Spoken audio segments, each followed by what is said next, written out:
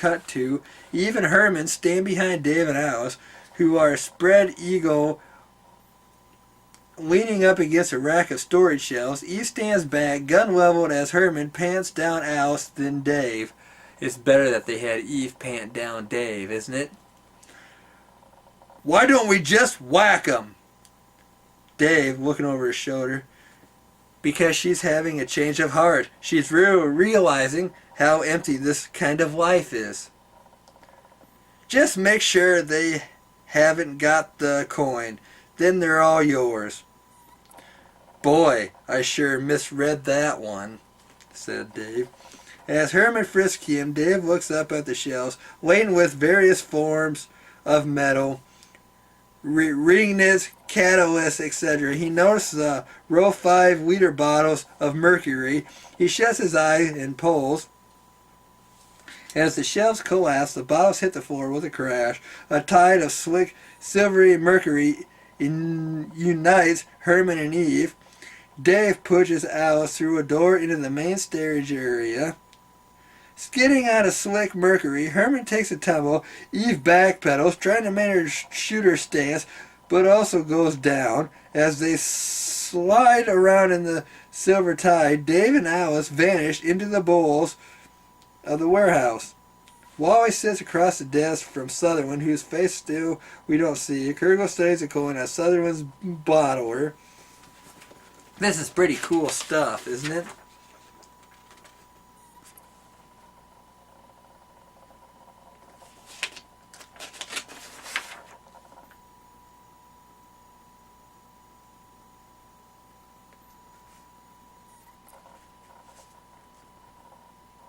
I'm just seeing what's in here.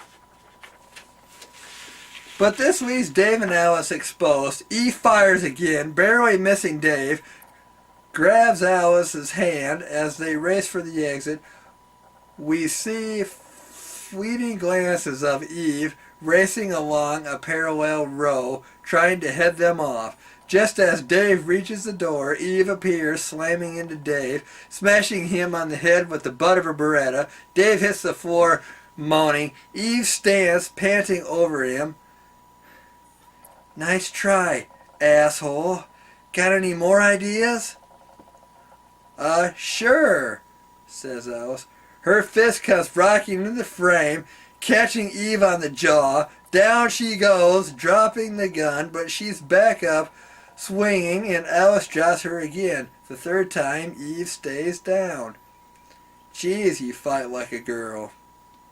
Dave, rising groggily. You fight like a Green Beret. I had brothers. Who? Leon and Michael Spinks? Clearing his head. Okay, you head back to the road and get back to the hotel and get the police. I'll go find Wally. All right, but you better be careful now. Don't push it. They kiss and exit. This is where it gets really interesting.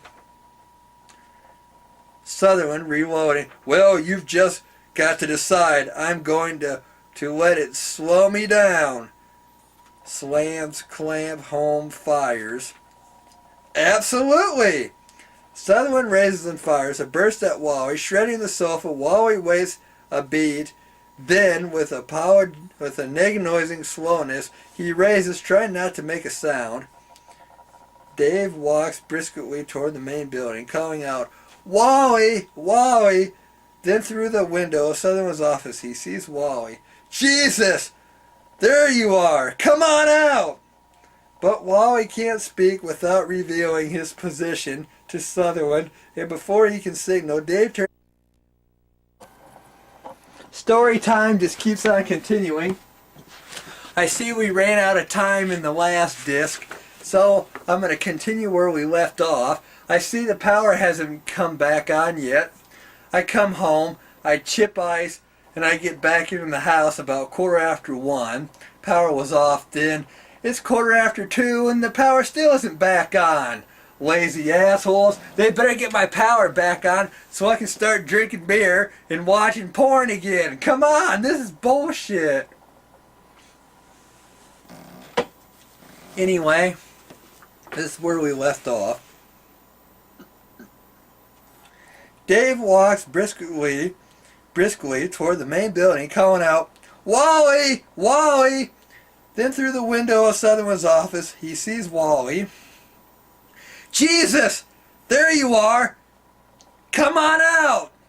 But Wally can't speak without revealing his position to Sutherland, and before he can signal, Dave turns his back on the scene, sits on a stone bench, and begins to retie a loose shoelace coming back over his shoulder.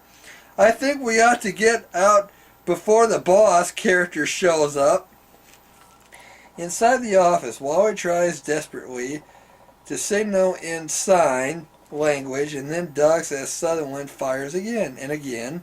A gun in each fist, Sutherland begins firing wildly around the room. The noise is defending explosions, broken glass, cascades of ignits.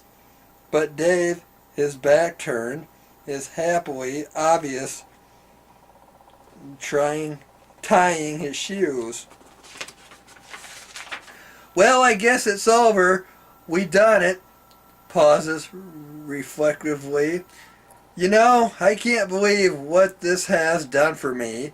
Not just in terms of the macho aspects, but how I've just, blossomed." In the background, we see Wally wrestling with Sutherland. Locked together, the guns fire wildly and then reel apart. Dave continued, "I mean, I'm looking at these trees, I'm smelling the grass like it's, I know it sounds clinched, but like it's all new." Out of ammo, Wally begins flinging objects, ashtrays, bronze trophies, whatever, making an unbelievable racket. Dave, "And Alice, all this time, I've been lashing out at women as if it was their fault, but Alice is the best thing to happen to me since," interrupting himself. "Hey, are you coming or what?" At which point he glances back over his shoulder and sees the battle raging. "Jesus!" He dashes for the door. He yanks open the door of Sutherland's office.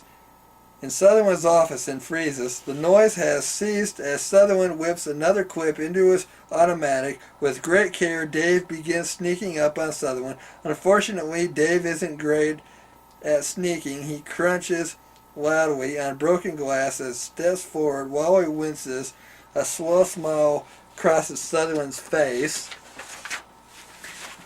Making sure we have enough time for all of this here. It's only 3 minutes into it. Plenty of time. Dave creeps forward, brushes a table, steadies it, and proceeds forward, not reacting as the table crashes to the ground. This is all Sutherland needs. He whirls on Dave, gun aimed to fire. "Son of a bitch!" But Sutherland's voice is all Wally needs before Sutherland can fire. Wally heaves his trophy and catches him full on the face with a bone-splitting crack. Sutherland drops like a stone. The bullet misses Dave's head by an inch. Long pause. "Dave! Dave! Right here." "Good." Dave steps over the body and takes Wally's arm. They exit. Dave and Wally walk down the corridor, too exhausted to speak. They open and smoke glass doors and step out into the sunlight and walk straight into the barrel of a shotgun. It's Braddock. "You're dead!"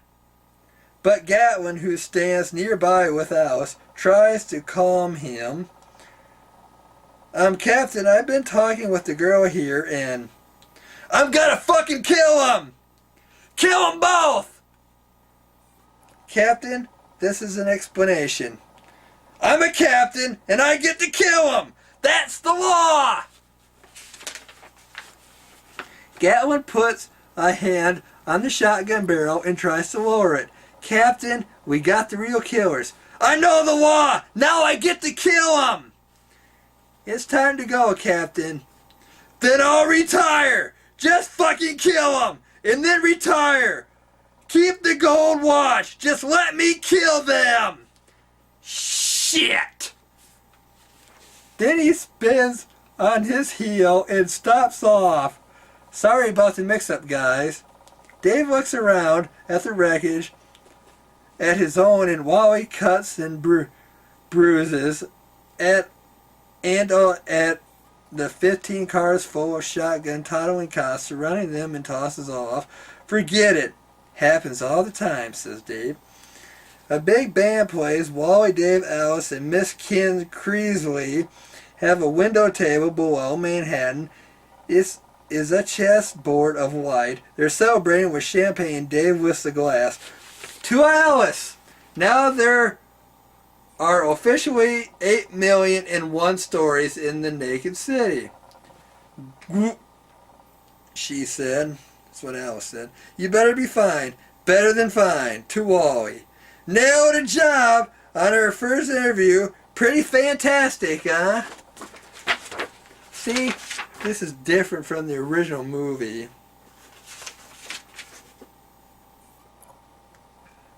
I thought my Braddock reading was pretty good. This is the original ending. Dave and Alice. You said something? Read my lips. She leans over and kisses him as we pull back and fade to black.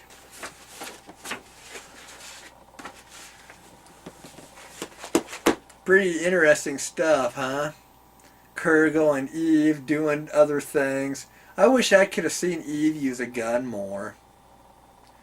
You know, I was talking to a guy through email on YouTube, and he was telling me about how how he likes seeing her legs in those stockings, and I agreed, and he's trying to figure out why she used to scare me.